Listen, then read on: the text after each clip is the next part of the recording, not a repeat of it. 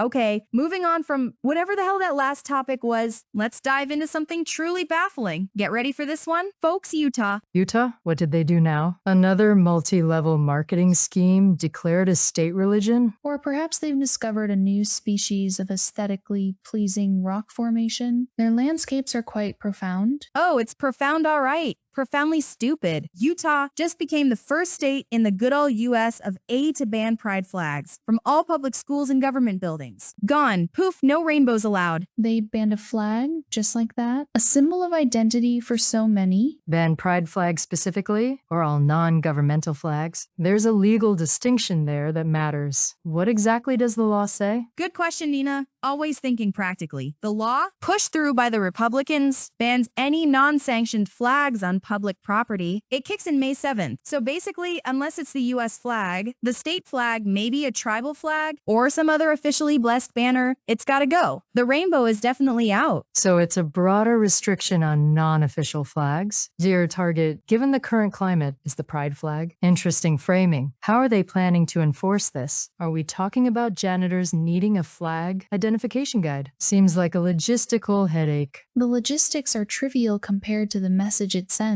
Banning a symbol like that feels like erasing people, telling them they don't belong in public spaces, especially schools. Right? Imagine the flag police rolling up. Ma'am, step away from the rainbow sticker on your trapper keeper. That's unsanctioned. It's peak absurdity. And get this, the governor, Spencer Cox, let the bill pass without signing it, but then he goes and admits it's a culture war bill. He literally said it could make some students feel less welcome. Oh, how courageous. Allow a potentially harmful bill to become law. Then issue a statement acknowledging its harm. Peak political maneuvering. Covers his ass with the base while pretending to have a conscience. Pathetic but predictable. There's a profound sadness in that kind of leadership to understand the potential pain caused by a law and still step aside. It speaks volumes about priorities, placing political games above the well-being of young people. It feels like a quiet betrayal. Betrayal? It's fucking cowardly. Oh, I know this might hurt kids, but hey, gotta keep the party happy, what the hell? Stand for something? Either sign it proudly or veto it. This middle ground crap is just weaseling out. And this fuels the fire, doesn't it? The critics are calling it exactly what it seems, a blatant attack on the LGBTQ+ community. Just another pawn in these endless, exhausting culture wars. It creates such division. On the flip side, your supporters are spinning the neutrality narrative. They argue this makes classrooms and government buildings neutral spaces, free from political symbolism. From a branding perspective, yet neutrality sounds appealingly bland and fair, even if the application is targeted. Neutrality? Seriously? Since when is the American flag neutral? Since when is any flag truly neutral? They all represent something. Banning a rainbow flag to achieve neutrality is like banning books about women to achieve gender balance. It's bullshit logic. A flag is rarely just cloth and color. The pride flag, born from a need for visibility and a statement against oppression, is a symbol of resilience, identity, community. To claim it's merely political is to ignore its deeply personal meaning for millions. Removing it isn't creating neutrality, it's creating a void where acceptance used to be signaled. Legally, the argument revolves around government speech versus private speech on public property. Schools and government buildings are state-controlled environments. The state generally has the right to control the messages displayed by the government in those spaces. The line gets blurry when it comes to personal expression within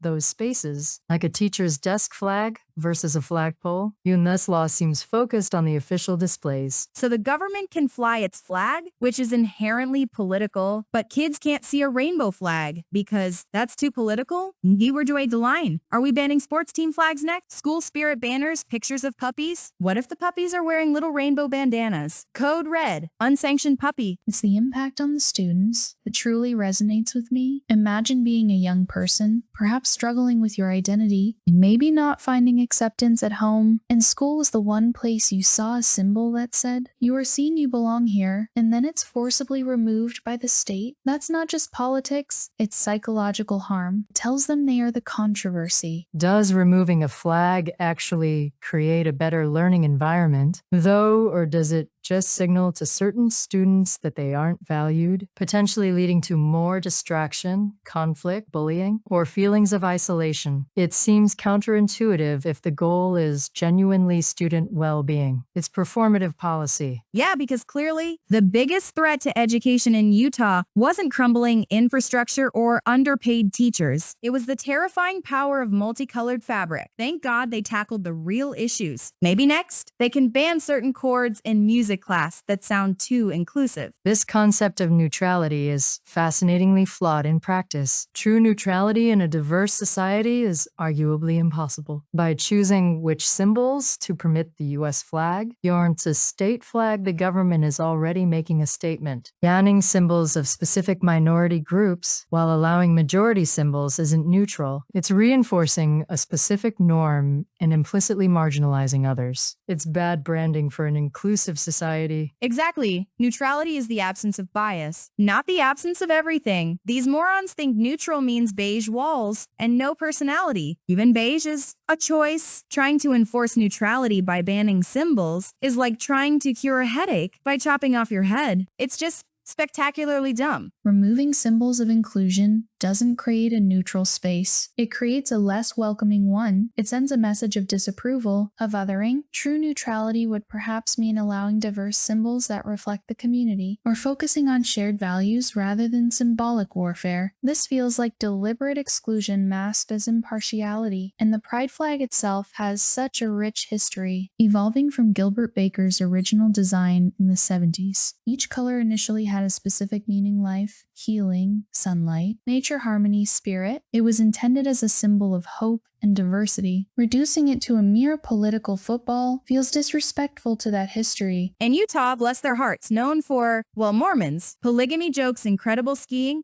and now, Flag Police Academy? It's like they're actively trying to lean into the stereotype of being detached from the rest of the world. Way to go, Utah. You played yourself. This definitely impacts Utah's external perception. States compete for tourism, investment, and talent. While this might appeal to a certain conservative base internally, nationally and internationally, it positions Utah as intolerant and backward. That's not great for attracting diverse businesses or a modern workforce. It's a PR own goal. Imagine the tourism slogan: Utah, come for the mountains. Stay because we confiscated your suspiciously colorful luggage. Perhaps they'll ban rainbows in the sky next. An unsanctioned atmospheric display of diverse wavelengths. Where does the absurdity end? Should we ban hugs because they express unsanctioned affection? The practicalities are laughable. Who decides if a student's drawing with a rainbow is a flag? What about historical lessons discussing the LGBTQ+ rights movement?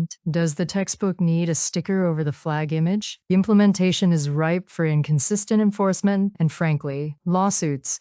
It's poorly thought out policy designed for headlines, not governance. It's just another pathetic skirmish in the goddamn culture war. Instead of fixing healthcare, poverty, or, I don't know, the actual climate crisis, we have politicians jerking off over pieces of fabric. It's infuriatingly distracting and achieves nothing of substance except making vulnerable people feel like shit. It deepens the trenches, doesn't it? These acts aren't about policy. They're about signaling virtue to one side and aggression to the other. It fosters misunderstanding and resentment, pushing people further into their corners rather than finding common ground based on shared humanity. It's a politics of division, and it's deeply damaging to the social fabric. From a strategic standpoint, these bills are red meat for the base. They generate outrage, which drives fundraising and voter turnout for conservatives. Whether the law is practical, constitutional, or even effective at achieving its stated goal of neutrality is secondary to its function as a political